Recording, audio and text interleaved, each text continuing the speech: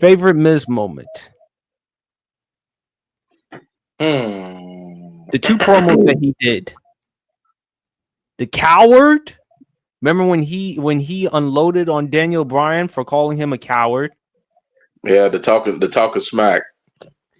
And the other promo that he did in which he talked about how it was rough for him, being out of the locker room for like 6 months, all because he was eating chicken. Yes. And that was actually a true story. And believe it or not, it took every bit of The Undertaker in order for The Miz to come back into the locker room, because The Undertaker is the team leader in the locker room. Yes. Miz, I love his mic skills, his promos, his braggy personality. So I love that about Miz. Whoever thought that a reality star, could actually make it to the WWE and have this type of career, man. So big ups to Miz, because that's unheard of. Because like with a lot of wrestlers, they've had to pay their dues. They've had to be on other wrestling programs, other wrestling leagues. Miz was one of the few who made it with a little more experience. So I got to give the Miz a lot of love, man. Champ? What? You know, he used to say that in the crowd, used to boo him out of that building. Yes. Well, one of his top moments got to be Marion Maurice. That's gotta be one of his top moments, because she, no disrespect, Miz, I say this with all due respect, she is a baddie to say the least. So that's gotta be a top moment within itself. Hey, look, I actually remember his reality TV. I remember actually growing up seeing him on there, because my sister, she used to be a Real World fan, so I used to have to sit there and watch that through. So when he appeared on Tough Enough with the WWE, I was like, oh, that's the guy from the Real World. So I gotta say that was that to see him make it from that to be a mega star is nothing short of amazing. Like PSP said, remember what Vince told him that he wanted him to be to the WWE, right? He said he wanted him to be the Ryan Seacrest of the WWE. Yeah. So in a sense, he became that, because guess what? He wasn't an A-list movie star, but he looks like he can be. I mean, and ironically, he was able to be on a reality TV show, one of the top rated reality TV shows, and have his own.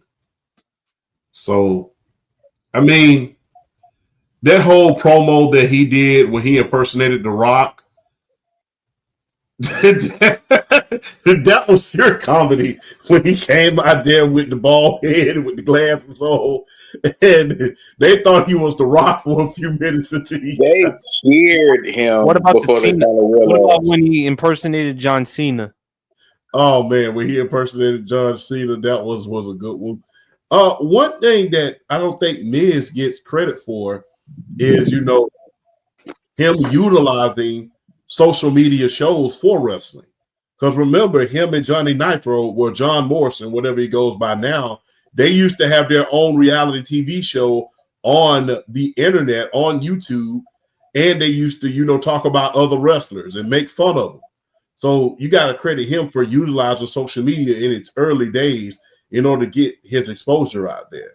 One thing I am happy that he got rid of, I'm glad that he got rid of that that Tom Landry fedora that he used to wear to the ring. I'm so happy that he got rid of that, because that looked tacky as hell. I'm just going to be real. That looked tacky. I mean, that little Tom and Jerry's fedora on looked like he finna go sing a bad jazz song in a juke joint. That was very horrible. So, yeah. That 6-minute match with that six, and I'll use that term loosely, with John Cena, that was regardless of what you may think of that match, although John Cena destroyed him, that actually helped him. It actually helped, Usually when you're buried like that, it destroys you, but it actually helped him because of all the build up leading up to that. And he's an ultimate heel. He says some of the most simplest things, and it irritates you because it's coming out of his mouth. It's kind of like, you know, that person who you walk into the room and you just can't see him. You just can't. You hate to see their foot. You hate to hear their footsteps when they walk in the room. And you say, "Look at this blank walking," and you just can't stand it. That's how much the Miz made you hate him. So I have to say, him on reality TV shows, him on his reality TV show, having his own and starting, and him coming full circle, him winning the Intercontinental title, him overcoming everything. And like I said, no disrespect to the Miz. This is with all due respect, by the way. Him marrying Maurice because she is a baddie. I'm just gonna be real, man. I give you credit where credit is due on that one. You did your thing.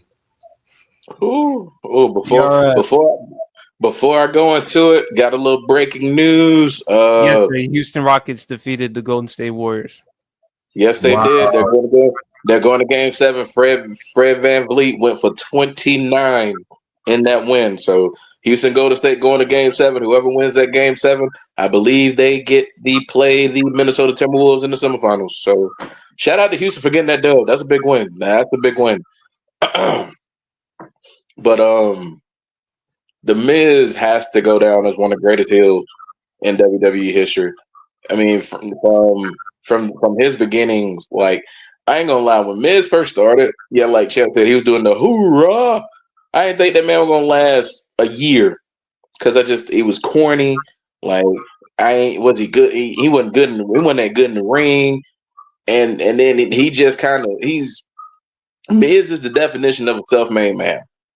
And those are the ones you give mad respect to, because those are the ones that you think are just gonna fade away and just kind of, you know, they're gonna dim out. But Miz never dimmed out. He made himself a 2-time Grand Slam champion. Definitely gonna go into the WWE Hall of Fame. Like I said, he's a self-made man. My favorite one is probably, honestly, him cashing in the Money in the Bank on Randy Orton and win the WWE Championship. Because for me, that's the moment that really, like, that's where you're like, okay, yeah, we were starting to take you seriously, but they just put the big gold on you. So yeah, we gotta take you serious. We gotta take you serious. And his entrance at WrestleMania 27, well, his promo, his vignette before the match, he used where he used "Hate Me Now" by Nas for the promo. That was like the perfect song for that promo package. I mean, that was literally, I mean, it was the perfect song because it was like, nobody thought Miz was going to make it. Nobody thought he was going to turn himself into something. And this man became the WWE champion and main event at WrestleMania 27 in Atlanta, of all places. Because this was the Dome. This was Atlanta. This was WrestleMania 27. He main evented that WrestleMania with John Cena, of all people. So I mean, it's an amazing accomplishment where he was to what he ultimately became. Yeah, the talk of smack promo is one of my favorite promos of all time. I mean, just Daniel Bryan calling him a coward for how he wrestled, and the Miz said, "I wrestle how I wrestle because I never get hurt. I am here all the time." And just like you could just see it. Like, it was almost like, it's kind of like one of those that it was almost like they kind of planned it out. Like, I'm gonna say something, and then when I say something, I want you to let it go. And Miz, he is like one of the best at just speaking his mind. There was also another promo he cut. It was right after the first John Cena Roman Reigns match was announced at No Mercy. And Miz was kind of like they're all in the ring. Miz had his Miztourage at the time, Curtis Axel and Bo Dallas. And he cuts his promo where it's like, you two are always around. You two are always getting every opportunity. Like, when is it my moment? When is it my moment to shine? When do I get my opportunity? And the fans were just like going bonkers because he was just, I mean, you gotta give it to him, man. The man was spitting facts in that promo. So one thing the Miz is able, he's like one of the greatest mic workers, at just being able to captivate you in what he's saying and make you believe it, and just see that he is I love when he serious and says means every word really. he says. When he says really, really.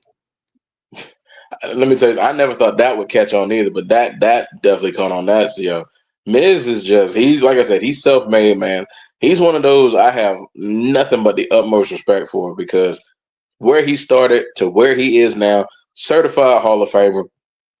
You can't like you can't. That's one of those guys. You just gotta give him a hand clap. You gotta respect that. So shout out to the Miz for just having a great career, and he ain't done. We'll see what he got left in the tank. We'll see what he got. We see what he got left. But yeah, for me, it's the Money in the Bank cash in, and then the Talking Smack promo, and then that promo on Monday Night Raw where he just basically destroyed John Cena and Roman Reigns. So I gotta shout out to the Miz, boy. He's underrated and he's underappreciated. I also love the time when Michael Cole, when he was in his heel days, how he praised the Miz so much. So Oh, good. it was annoying though, but it was annoying from time to time, but I didn't mind it though. I kind of liked it.